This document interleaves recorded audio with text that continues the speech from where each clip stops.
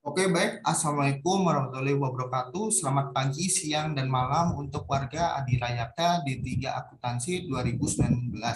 Kembali lagi bersama saya, Erik, dan saya akan melanjutkan penjelasan saya terkait ALK pertemuan 5, yaitu pada bagian kontingensi, ekuitas, dan off balance sheet. Nah, jadi sini saya akan mulai dulu dengan kontingensi. Apa yang dimaksud dengan kontingensi? Kontingensi adalah potensial gain atau loss atas sumber daya perusahaan di masa depan yang merupakan masih sebuah prediksi. Jadi kontingensi itu dibagi menjadi dua. Yang pertama itu aset kontingensi dan kewajiban kontingensi. Nah, contoh aset kontingensi itu seperti garansi yang diberikan oleh perusahaan pada sebuah barang yang dia jual. Sedangkan kewajiban kontingensi itu semacam tuntutan atau gugatan dari pihak luar di pengadilan di mana kita harus membayar denda atau litigation expense gitu. Itu sebagai contoh singkatnya saja. Kita lanjut. Nah, ada apa dengan kontingensi dan mengapa kontingensi itu harus diperhatikan pada ALK pertemuan 5 ini?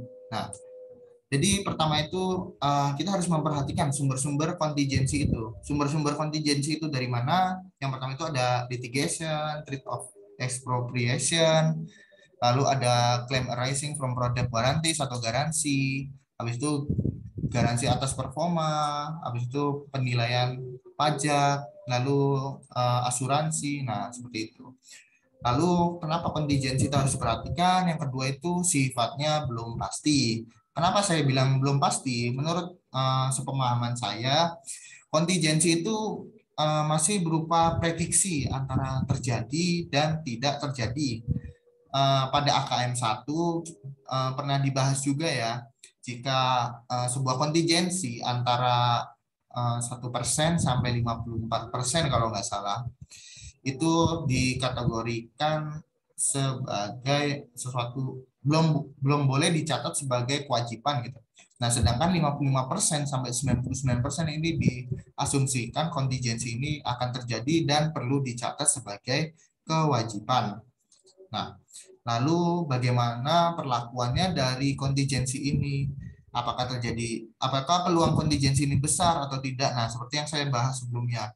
Jika kontingensi itu peluang terjadinya besar, maka harus diakui sebagai sebuah kewajiban yang harus dibayar oleh perusahaan dan tentunya harus dicatat. Lalu estimasi kontingensi ini tentunya harus benar. Bagaimana presentasenya mungkin atau pencatatannya apakah sudah sesuai, kita akan ulas lebih lanjut di CALK suatu perusahaan dan tentunya dari neracanya itu sendiri. Oke, lanjut. Nah, lalu dalam menganalisa kontingensi, kita yang pertama kita selidiki itu yaitu apa kabar CALK-nya. Apakah sudah diungkapkan secara lengkap di CALK terkait kontingensi-kontingensi tertentu. Nah, jika sebagai contoh ya, pada perusahaan ICBP itu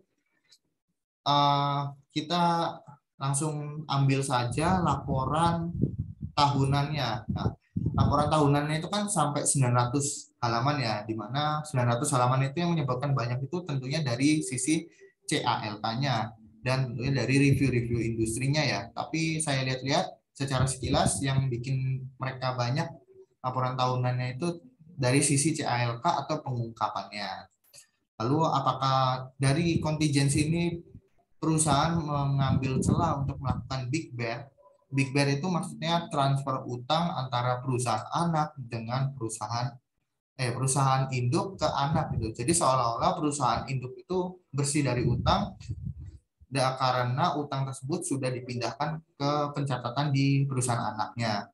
Nah, lalu mengenali bias jika ada kewajiban kontingensi. Nah, maksudnya jika ada kontingensi kita harus waspada gitu. Wah, kira-kira ini kontingensinya udah benar belum ya pencatatannya? Atau perkiraannya udah betul belum? Apakah 55% mungkin bakal terjadi gitu kontingensinya? Maka apakah sudah dicatat sebagai kewajiban? Nah, kita harus selalu bertanya-tanya apakah kontingensi ini sudah diperlakukan secara benar atau belum. Lalu menganalisis deferred tax atau pajak tanggungan, lalu ada review laporan pajak. Oke, kita lanjut. Nah, lanjut lagi ke off balance sheet ya. Ini masih salah, belum saya ganti. Jadi off balance sheet itu secara general itu adalah perilaku perusahaan di mana perusahaan itu sengaja untuk mengeluarkan akun-akun tertentu dari neraca. Tujuannya apa? Tujuannya agar laporan keuangan yang dimiliki oleh perusahaan itu akan terlihat lebih bagus atau lebih baik di mata investor dan tentunya akan mengundang investor untuk menginvestasi di perusahaannya. Nah, ini merupakan salah satu praktek yang dilakukan oleh perusahaan untuk mempercantik laporan keuangan atau window dressing. Nah, habis itu kita lanjut ke equity. Equity. Jadi equity itu yang pertama itu merujuk pada pemilik perusahaan. Misalnya equity ICBP. Nah, kita harus melihat bagaimana kepemilikan ICBP itu. Apakah di equity itu terdapat porsi-porsi sahamnya, lalu porsi-porsi sahamnya itu seperti apa? Bisa aja ada common stocknya, preferred stocknya, atau perlakuan dividennya bagaimana. Nah, itu akan diulas lebih lengkap di equity ini. Lalu residual value dari perusahaan, ya karena di sini konsep equity itu adalah aset dikurangi dengan liability. Nah, itu berarti kan adalah residual atau nilai sisa dari aset itu sendiri. Nah, lalu maksimum risk and return atau sama rasa di sini saya simpulkan. Di mana jika perusahaan itu mengalami keuntungan, maka equity-nya juga akan terdampak gitu, terdampak untuk terjadi peningkatan. Dan ini pengaruhnya juga pada saham ya. Jika perusahaan itu mengalami keuntungan, maka para pemegang saham itu akan memperoleh keuntungan dari kenaikan ekuitas tersebut, dan jika perusahaan mengalami kerugian maka akan dirasakan juga bagaimana kerugian dari perusahaan. Nah, ada apa dengan ekuitas? Kenapa ekuitas itu harus dibahas? Nah, yang pertama itu ada dilutif sekuritis atau sekuritas dilusi. Sekuritas dilutif itu adalah sekuritas yang convertible. Sekuritas convertible. Convertible di sini maksudnya adalah sekuritas tersebut dapat dikonversi menjadi sekuritas jenis lain. Misalnya dari preferred stock bisa dirubah jadi apa? Mungkin jadi utang kah gitu. Nah, itu harus menjadi perhatian karena ini akan mempengaruhi bagaimana nilai ekuitas suatu perusahaan. Lalu yang kedua itu tipe-tipe ekuitas itu ada return earning dan capital stock, di mana capital stock ini